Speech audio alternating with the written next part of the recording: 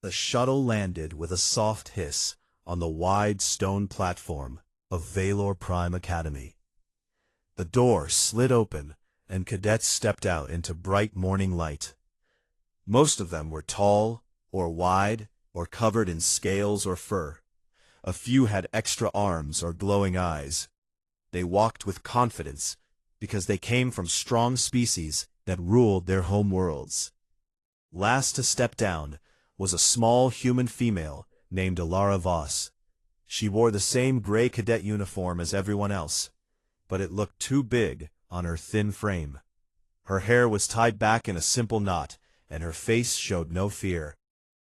She carried one small bag over her shoulder and looked around with calm eyes. The other cadets noticed her right away. A group of Clythari trainees stood nearby. They were tall, with 4 arms and sharp beaks. One of them pointed at Alara and made a clicking sound that meant laughter in their language. Another Clythari copied her short steps and pretended to stumble. The whole group laughed louder. A cadet named Groon walked past. He had thick armor plates on his shoulders and chest. His kind were known as great warriors. He stopped and looked down at Alara. His mandibles clicked together in amusement. He said in a deep voice, "Look, the human came to sweep the floors. Maybe she will polish our boots too." More cadets turned to stare. Some laughed. Some whispered. Others just shook their heads as if they felt sorry for her. A Solari cadet with pale skin and large black eyes sent a thought to his friends. "She has no defenses, no claws, no venom. She will not last 1 week." Alara heard all of it. She did not answer. She did not look angry. She just walked forward with steady steps toward the main hall. The instructors waited there. A tall Clythari admiral named Tarak stood at the front. He wore many medals on his chest. He watched the new cadets arrive. His eyes stopped on Alara for a moment, then moved on. He thought she was here only because Earth asked for a place. Inside the main hall, the seats were arranged in a big circle. The cadets found their places. Most sat with others from their own species. Alara chose a seat near the back. She opened her notebook and started to draw pictures of local plants. She drew them carefully with clean lines. The first class began. Instructor Vex, a thin insect-like being from the Zorath hive, stepped to the center. He spoke in a sharp voice. "Welcome to Xenobiology and Tactical Command. This course will test your ability to understand alien life and command in dangerous situations. Only the strongest minds will pass." He looked around the room. His compound eyes clicked as he counted heads. When he saw Alara, he paused for a second, then continued. "Some of you come from species with natural advantages. You will learn to use them. Others come from weaker forms. You will learn to survive anyway." Groon raised one claw. "May I speak?" Instructor Vex nodded. Groon stood up and pointed at Alara. "That one has no advantages. She is soft and small. Why is she even here? Did the humans pay extra credits to get her in?" Laughter filled the hall again. Even some instructors smiled a little. Alara kept drawing. She did not look up. Instructor Vex answered in a calm tone. "Every species has a place here. The coalition decided to include humans. This cadet passed the entry test like all of you. Now sit down, Groon."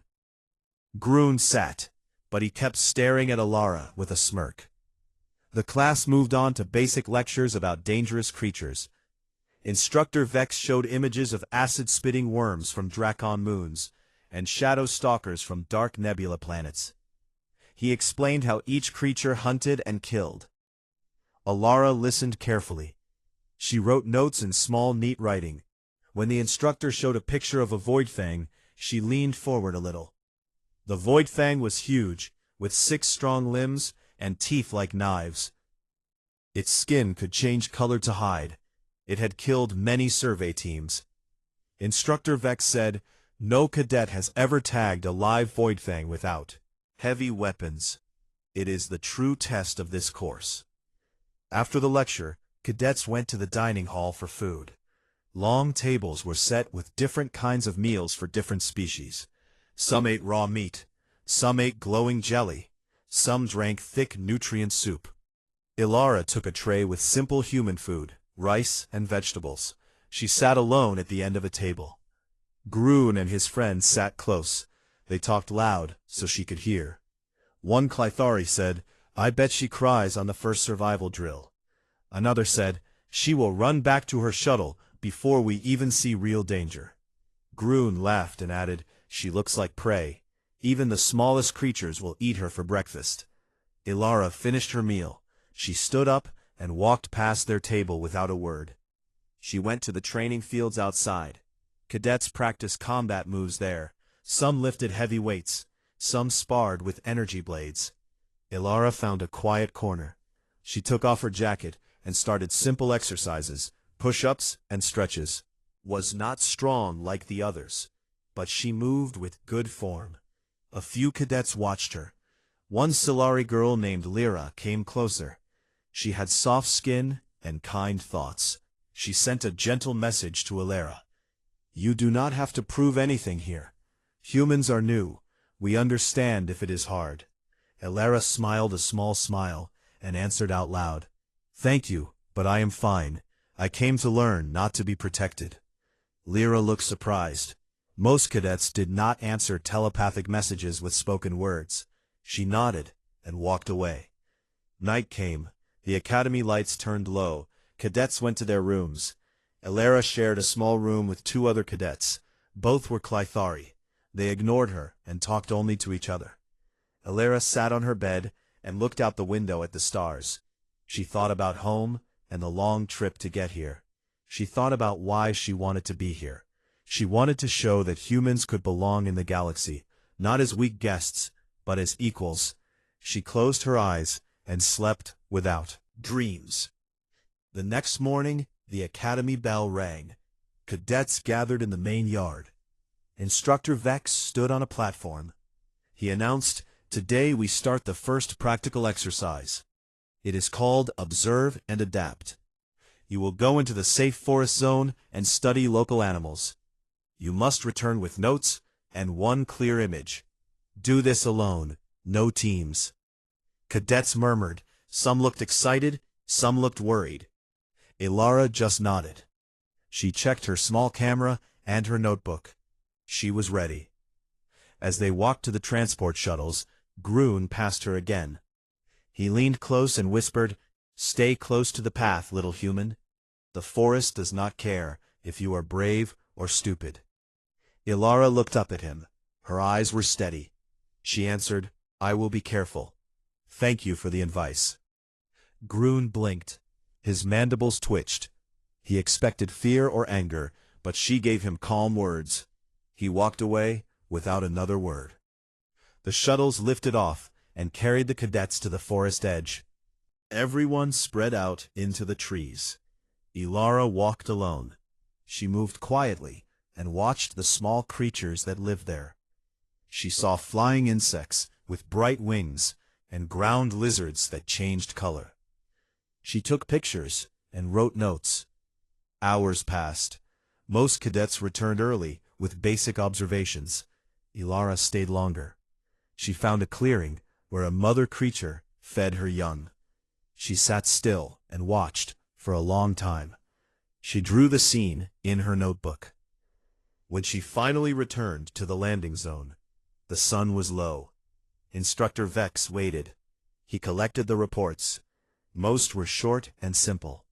When he took Ilara's notebook, he opened it. His eyes widened. The pages were full of detailed drawings and careful notes about behavior and feeding patterns. He looked at her and said, "This is good work, Cadet. Very good." Ilara nodded. "Thank you, Instructor." The other cadets heard him. Some looked surprised. Groon crossed his arms and frowned. He did not like that the small human got. That night, in the dining hall, the talk was different. Some cadets whispered that the human was not as useless as they thought. Others said it was just luck. Groon still laughed loud. He said, "One good day does not make her strong. Wait for the real test." Ilara sat alone again. She ate slowly and thought about the days ahead. She knew the laughter would continue for now, but she also knew something they did not know. Humans were patient. Humans learned. Humans built trust where others saw only fear. She finished her meal and went back to her room. She opened her notebook to a blank page and started to draw the shape of a void fang from memory. Her pencil moved with slow, sure strokes. Outside the window, the stars shone bright over Valor Prime.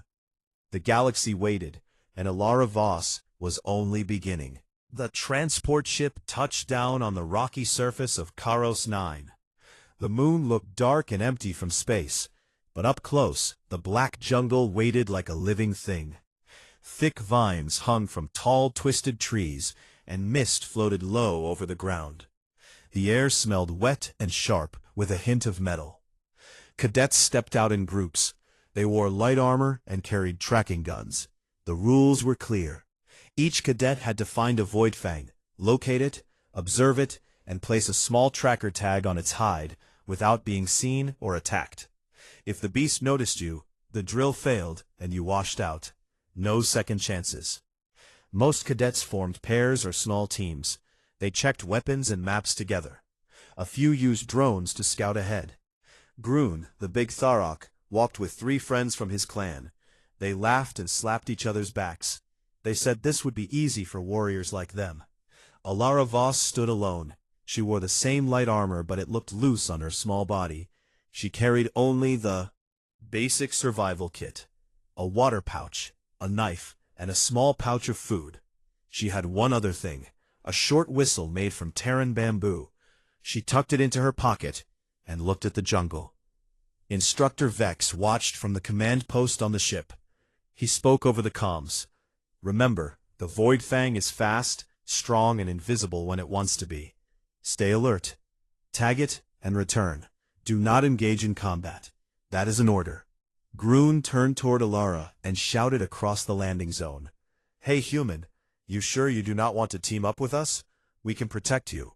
Maybe carry you on our shoulders, so the big bad kitty does not step on you." The other cadets laughed.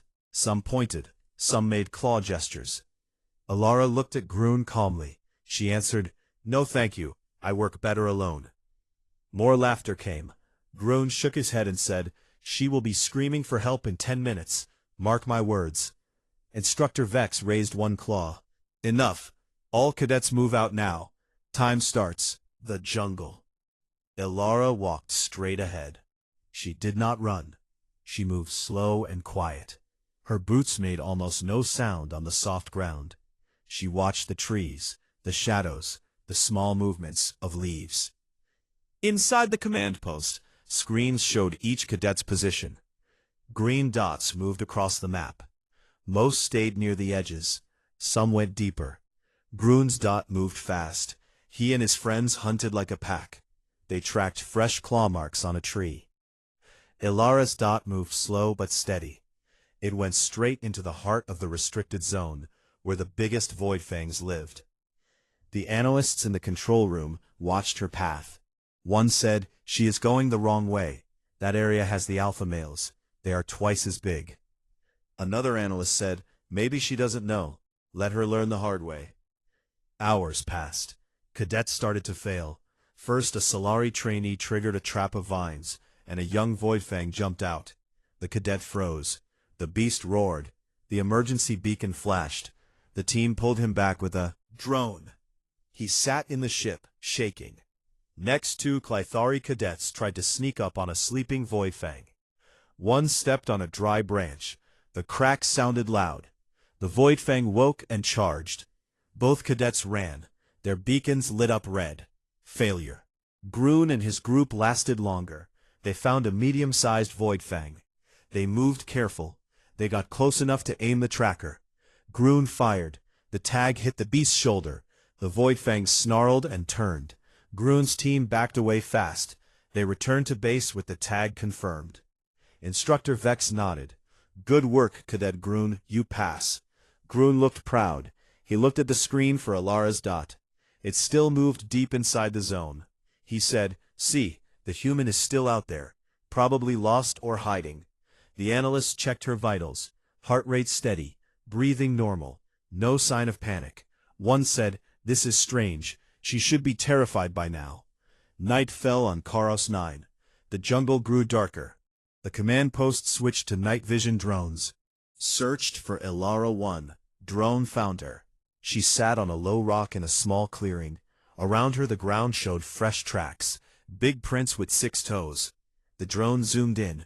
Elara opened her food pouch. She took out a protein bar. She broke off a small piece and placed it on the ground in front of her. She waited. A shadow moved in the trees, something huge, something with scales that shifted color to match the dark. A Voidfang stepped out. It was the biggest one they had seen. An alpha male. Its head was wide. Its eyes glowed yellow. It had scars on its sides from old fights. The cadets in the command post went quiet. The analysts stared. Instructor Vex leaned closer to the screen. The Voidfang sniffed the air. It looked at Elara. It did not charge. It walked slow closer to the rock. Elara did not move. She looked straight at it. Her face stayed calm. She spoke soft words. They could not hear what she said over the drone, but her lips moved. The Voidfang lowered its head a little, sniffed the piece of protein bar. It ate it in one bite.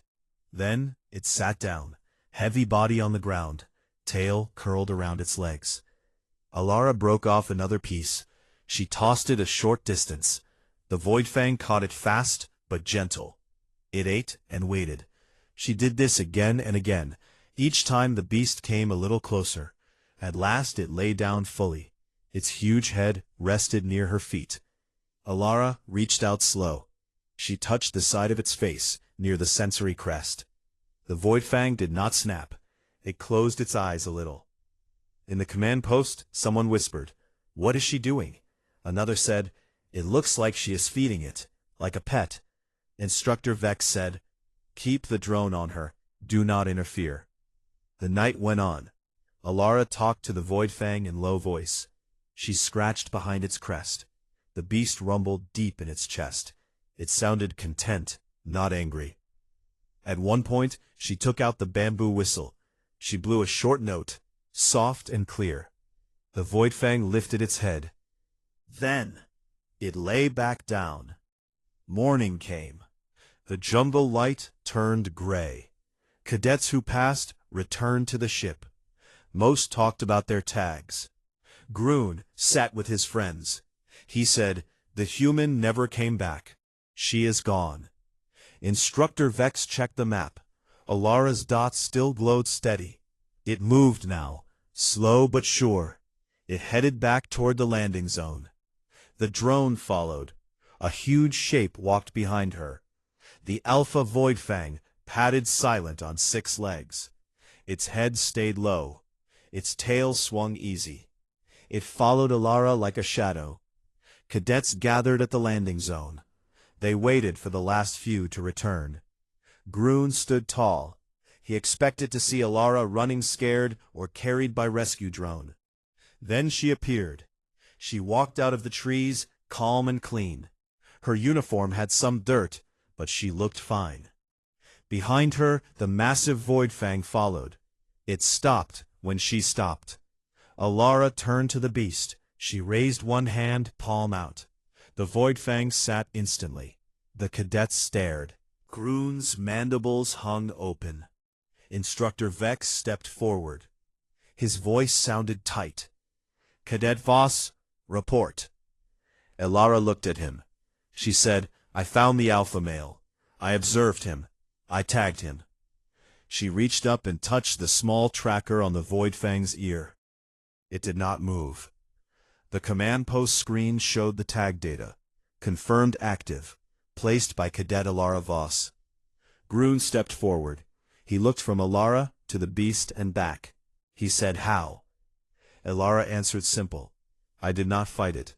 I did not scare it. I gave it food. I talked to it. I showed it. I was not a threat." The Voidfang rumbled again. It leaned its head against her leg, like it wanted more scratches. Instructor Vex looked at the cadets. He said, "The drill is over. All who tagged return to the ship.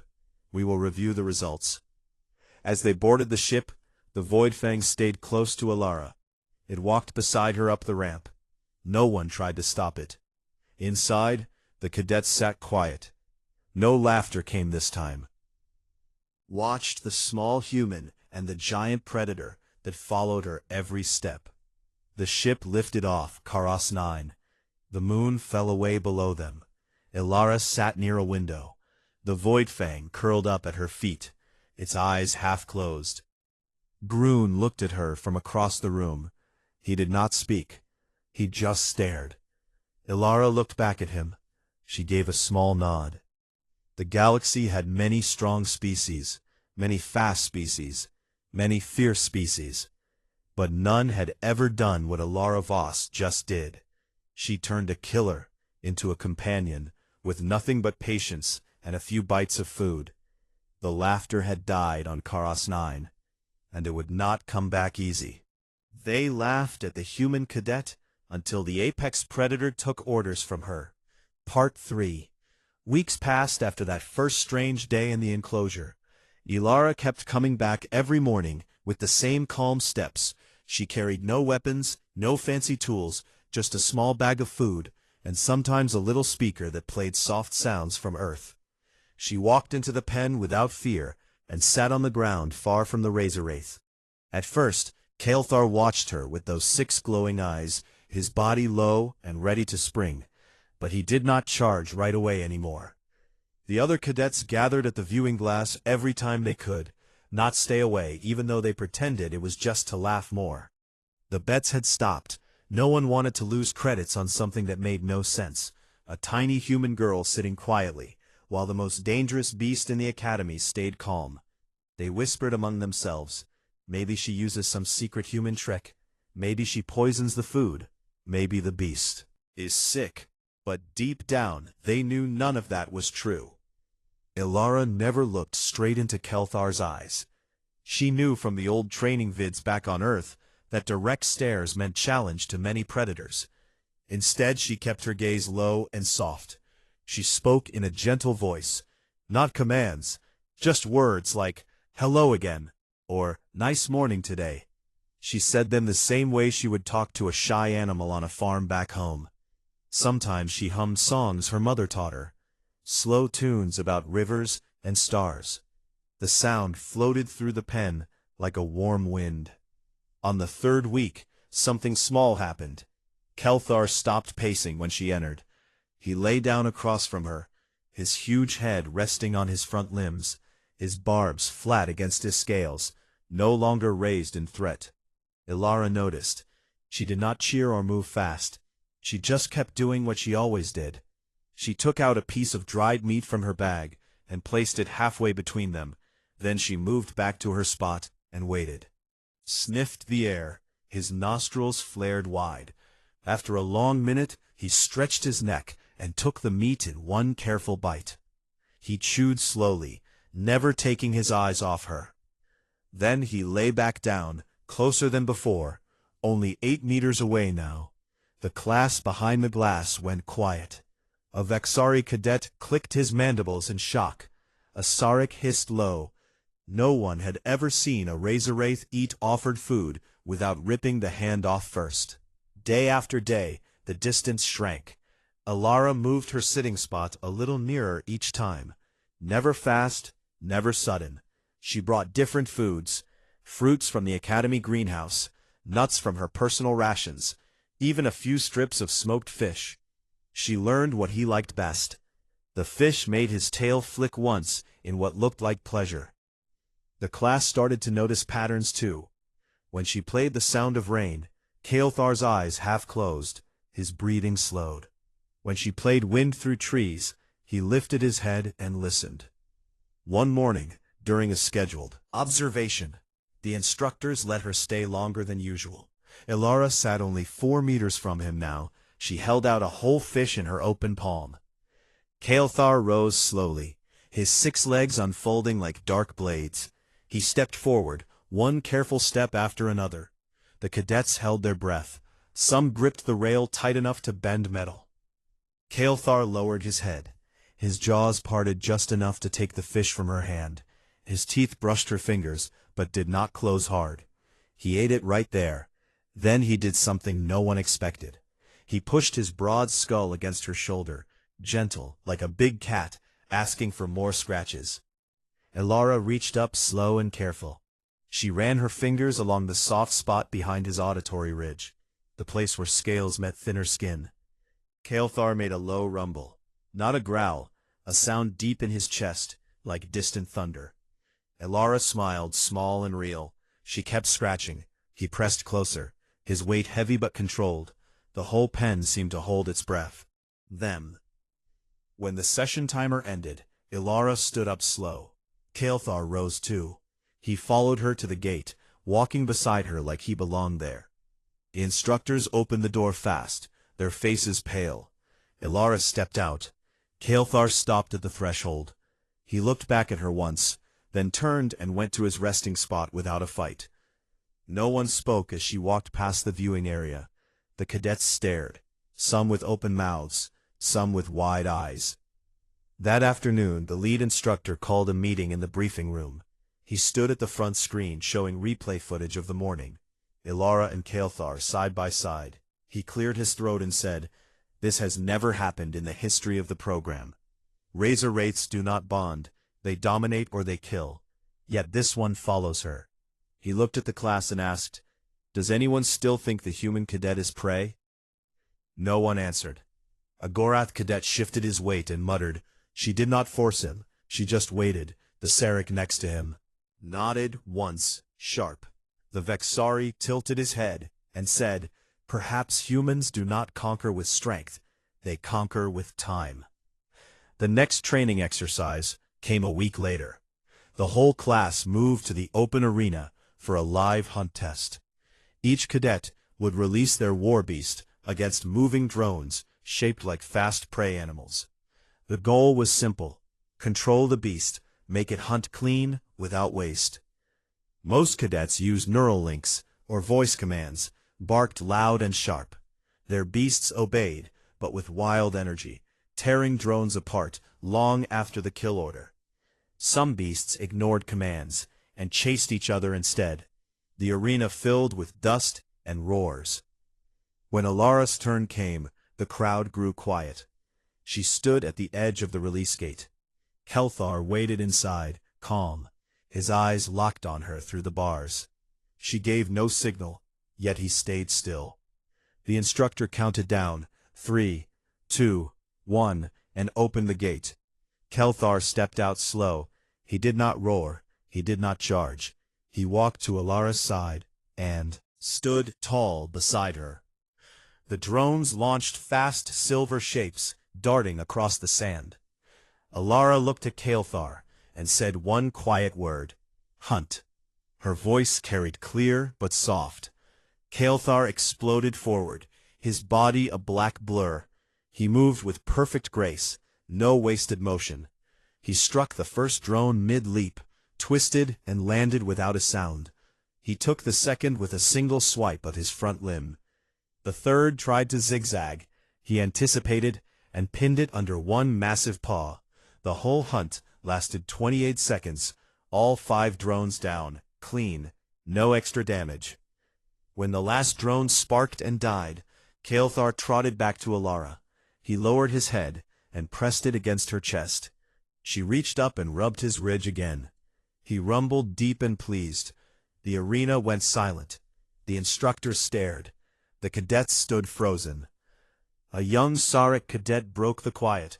First he said, "That is not possible. Razor wraiths do not take orders, they are the order." The Gorath beside him rumbled low. She did not shout. She did not shock him with pain tools. He just listened because he wanted to. Elara looked around at the faces watching her. She did not smile big or act proud. She just scratched Kael'thar's neck one more time and said, "Good boy," in her soft voice. Then she turned and walked off the field. Kael'thar followed at her heel, calm as any trained hound. The dust settled behind them, and the sun caught on his scales, making them shine like polished stone. The class stayed in the arena long after the exercise ended. They talked in low voices about what they had seen. Some still shook their heads in disbelief. Others started to nod slow, like pieces of a puzzle finally fit together. One Vexari cadet summed it up in a quiet click. Humans are persistent predators. We thought it meant they chase until the prey dies. We were wrong. It means they chase until even the hunter decides to follow. Ilara did not hear those words. She was already walking back to the pens, with Kael'thar beside her. Had no need to prove anything more. The proof walked with her on 6 deadly legs, and yet he chose every day to stay close. Not because he had to, but because he wanted to, and that was the part no one could explain, yet everyone could see. The attack came without warning, one clear afternoon when most cadets trained in the outer fields. A low rumble started deep under the ground. Then alarms screamed across the whole academy. Red lights flashed everywhere. Speakers barked, "Danger! Biocontainment breach! Multiple ferals loose!" The voice sounded scared, even through the speakers. Cadets ran in every direction. Some grabbed weapons, some tried to reach their beasts, others just froze. Instructors shouted orders, but the chaos grew fast. From the holding pens came roars that shook the air. Heavy bodies crashed against metal gates. Then the gates gave way. Dark shapes poured out into the open compound. Feral war beasts from failed bonding programs. Beasts no one could control anymore. A pack of 6-limbed stalkers, a pair of venom-spiked crushers, and one huge Alpha-class devourer. The biggest nightmare the Academy kept locked away deepest. The first casualties happened quick. A Gorath cadet tried to stand his ground with his own bonded beast, but the feral pack turned on them both in seconds. Blood sprayed across the sand, screams filled the air. Instructors fired stun rounds, but the ferals moved too fast, too angry. The whole main yard turned into a battlefield. Cadets hid behind crates, some climbed walls, others ran toward the shuttles, but the ferals cut off every path. Ilara was far from the main compound that day. She worked alone with Kael'thar in a quiet remote training sector high on a rocky hill. The sector had thick walls and its own small gate. She heard the alarms, but at first thought it was just another drill. She looked at Kael'thar. He lifted his head, nostrils wide, his barbs rose sharp. He knew something was wrong before she did. She touched his shoulder. "Calm, boy," she said soft. "What is it?" Kael'thar rumbled low, deep in his chest. A sound she learned meant danger close. She climbed the observation platform and looked down toward the academy. The smoke rose. Already flames licked some buildings. Shapes moved fast, too. Many roars mixed together. She understood. Then this was real. Ilara did not wait. She slid down from the platform and ran to the gate. Kael'thar followed right behind her. She opened the lock with her cadet tag. The gate swung wide. She looked at him once. "Are you with me?" she asked. Simple, he pressed his head against her side. Once, firm, yes. She climbed onto his back, the way she practiced in secret sessions. No saddle, no harness. Just her legs tight around his middle, her hands on the ridges near his neck. She leaned forward and said, "Go." Kael'thar launched down the hill, his 6 legs eating the ground in huge strides. Wind whipped past her face. She held on tight. They reached the edge of the main compound in minutes. The scene below looked like hell beasts fought each other. Cadets screamed. Instructors fired plasma shots that barely slowed the ferals down. Ilara scanned the mess. She saw a group of 5 cadets trapped against a wall. 3 Vexari, 1 Sarek, 1 small human boy, the Alpha Devourer, stalked toward them, slow jaws wide, dripping venom, its eyes locked on easy prey. Ilara pointed, "Left flank guard," she said, clear and firm. Kael'thar veered sharp. He charged straight at the Devourer, without a sound at first. Then a roar ripped from his throat, deep and terrible. The Alpha turned, surprised, a razor wraith daring to challenge it. Kael'thar hit it, side on, full speed. The impact shook the ground. Both beasts rolled in the dust, claws flashing, teeth snapping. Ilara stayed low on his back. She watched every move. She called out, Now, dodge, she said. Kael'thar twisted his body. The Devourer's massive claw missed by inches. The trapped cadets stared wide-eyed. One Vexari whispered, "The human, she rides the untamed one." Alara ignored them. She focused on Kael'thar. "Protect the group," she said. He understood. He circled the Alpha, keeping its attention on him. He snapped at legs. He slashed at eyes. He moved fast, never letting it close to the wall. Cadets behind started to breathe again. Some grabbed fallen weapons, others helped the wounded. The fight grew harder. The Alpha Devourer outweighed Kael'thar by twice its hide. Thicker, its venom barbs longer. It landed a hit. One claw raked across Kael'thar's side. Black blood welled up. Ilara felt him flinch, but he did not stop. She leaned close. "Stay with me," she whispered. "You are stronger." She reached down and pressed her hand on the wound. Firm pressure to slow the bleed. Kael'thar rumbled once. Pain, but kept fighting. Ilara directed him like they practiced in the arena. Short commands. Clear words. "Left now, strike high." "Hold," she said. Kael'thar obeyed, perfect every time. He ducked under a swipe. He countered with his own claws. He targeted joints, weak spots. He wore the bigger beast down. Slow but sure. The Alpha roared in anger. It lunged again. Ilara saw the opening. Nerve cluster at the base of its neck, exposed for 1 second. "Now," she shouted. Kael'thar leaped high. His front limbs hooked on the Alpha's shoulder. He twisted his head and bit down hard, right on the nerve bundle. The Alpha stiffened, then collapsed. Legs buckling, it hit the ground with a crash. Dust rose in clouds. Kael'thar stepped back, breathing hard. His side bled, but he stood tall. Alara slid off his back. She checked the wound quick. It looked deep, but not deadly. She tore a strip from her uniform sleeve and tied it tight around the cut. Kael'thar lowered his head. She scratched his ridge. "Good boy," she said soft. "Thank you," he rumbled, quiet, pleased. Around them, the other ferals started to slow. Some backed off when they saw the Alpha fall. Others turned on each other. The instructors rallied. Cadets fired more shots. The tide turned slow. The compound quieted bit by bit. Wounded got carried to med bays. Fires got put out. The attack ended, but the cost showed everywhere. Broken walls, dead beasts, hurt cadets. Alara stayed with Kael'thar. She sat beside him while med teams rushed past. One instructor approached slow, his face pale. He looked at the Razor Wraith, then at Alara, then at the huge dead Alpha. He swallowed hard. "You saved them," he said. "You and that beast. You stopped the worst of it." Alara nodded once. "We just did what needed doing," she answered, simple. Word spread fast through the survivors. Cadets who hid now came out.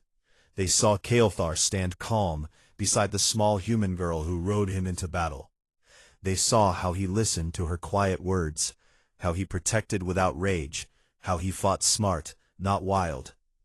A Sararic cadet walked up slow. He bowed low. "We mocked you," he said. "We called you prey. We were fools." Alara looked up. She smiled small. "It is okay," she said. "We all learn." The lead instructor found her later. He brought a full medical team. They treated Kael'thar's wound with fast stitches and regen gel. "He will heal quick," they said, "stronger than before." The instructor looked at Alara long.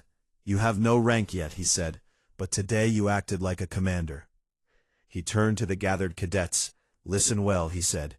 "This human cadet and her Razor Wraith held the line when no one else could. They did not run. They did not break. They chose to fight for others. That is the mark of true strength." Night fell over the damaged academy. Fires still smoked in places, but the alarms went silent. Ilara sat on a low wall. Kael'thar lay beside her, head on her lap. She stroked his scales, gentle. Cadets passed by. Some stopped to look. Some nodded respect. No one laughed anymore. The Gorath who once bet against her came close. He placed a large hand on Kael'thar's shoulder. "Careful." Then he looked at Alara. "You earned more than a beast," he said. "You earned trust." He walked away slow, head bowed. Ilara looked up at the stars. She felt tired, deep in her bones, but also calm. Kael'thar rumbled soft, his eyes half closed. She whispered to him, "We did good today." He pressed closer, his weight warm and solid. She knew then the bond went both ways, not just beast following human, but two who chose each other in the worst moment. And that choice changed everything, for everyone who saw it. They laughed at the human cadet until the apex predator took orders from her. The morning after the attack, the academy looked different. Broken walls still smoked in places, repair crews worked fast, metal clanged and sparks flew everywhere. But the air felt changed. No more mocking laughter, no more bets, no more whispers about the weak human cadet. Instead, cadets walked quiet, heads down, still wore bandages, others carried stretchers to the medbay. The whole place moved slow, like it held its breath. Ilara sat outside the main hall on a low bench.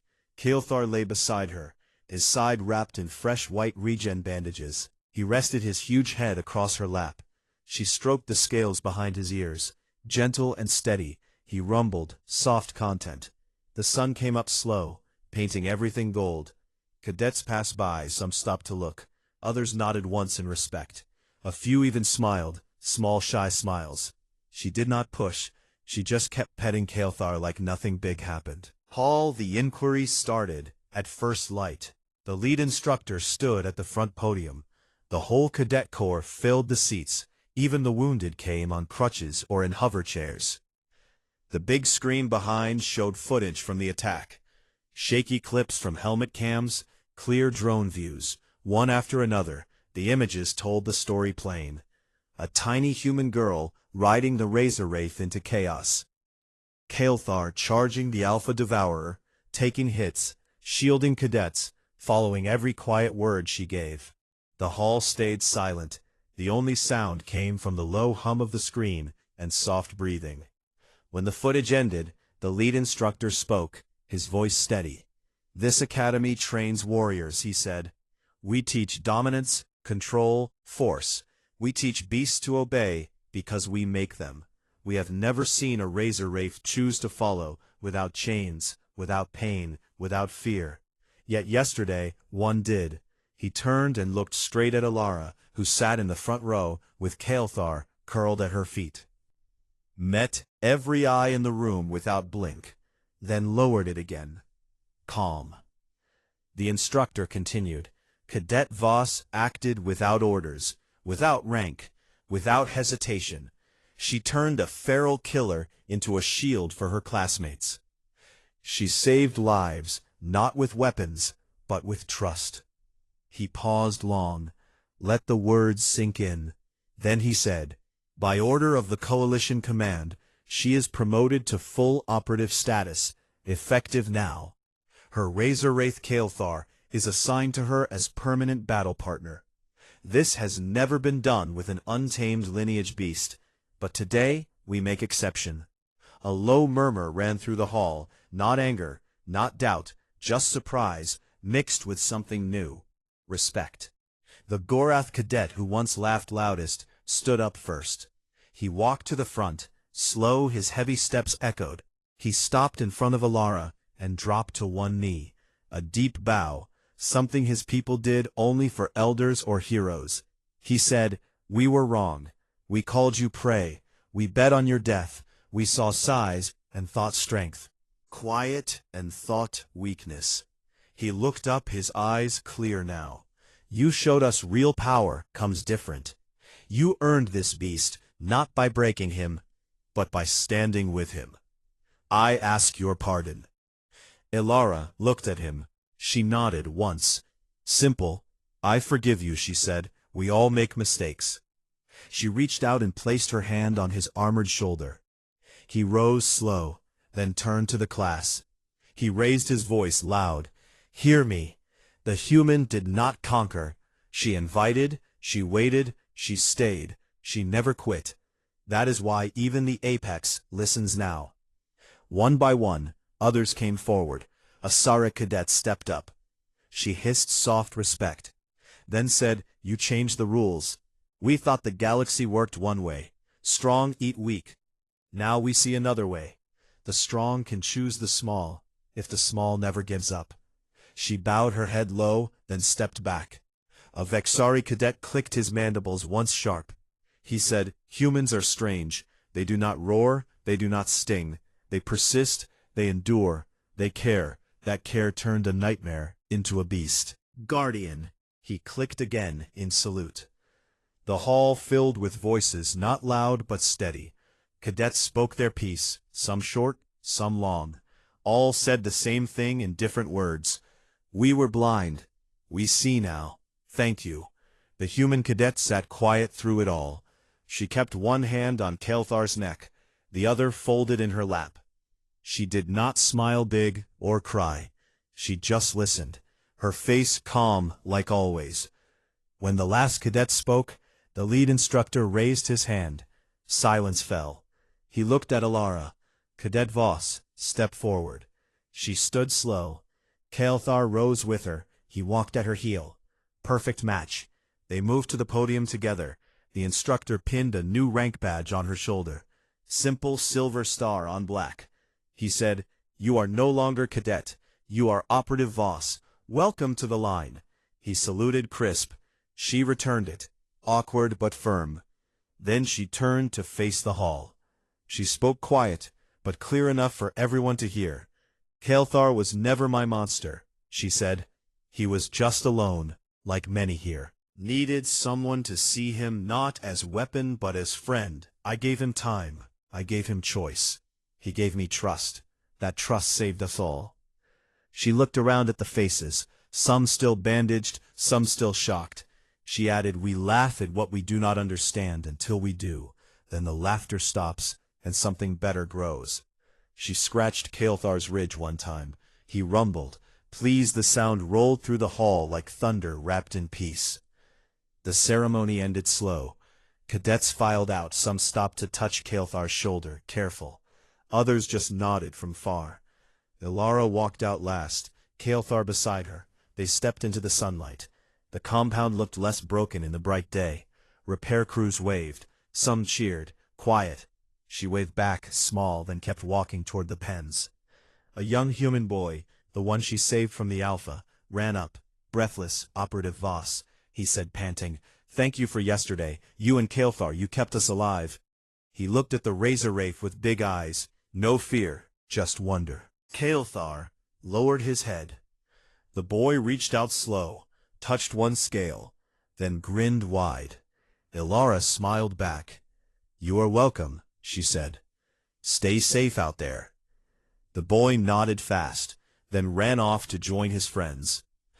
Alara found a quiet spot near the outer wall. She sat on the grass. Kael'thar lay down, stretched long, his tail curled around her legs. She leaned against his side, warm scales, solid muscle. She looked up at the sky. 2 moons hung pale, even in daylight. She spoke soft to him. "We did it, boy. We showed them." He rumbled once, deep. She felt the vibration through her whole body. She closed her eyes for a minute, just breathing in the same air, letting the quiet settle. Far off, a group of cadets watched from a distance. One pointed, the other nodded. They spoke low. "See that? Even now, she does not boast. She just sits with him like he matters most." The first one answered, "That is why he follows, because she sees him as equal, not tool." They turned away, slow, heads together, talking about the new truth they had found. Learned today. Days turned to weeks, the academy rebuilt. Stronger walls, higher gates, better containment.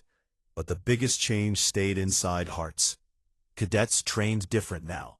Some tried Alara's way. They sat quiet with their beasts. They offered food without force. They waited instead of demanding. Not all beasts responded, but some did. Slow bonds formed where none existed before. Instructors watched and learned too. They added new lessons: patience, trust, choice. The old ways still taught, but now side by side with the human way. Alara and Kael'thar became a team known across the coalition. Stories spread fast, on ships, on stations, on border worlds. Operatives spoke of the small human who tamed the untamable. Not with pain, but with time. They called her the one who waits, the one who earns. Some laughed at first, then stopped when they saw footage, when they heard survivors tell it plain.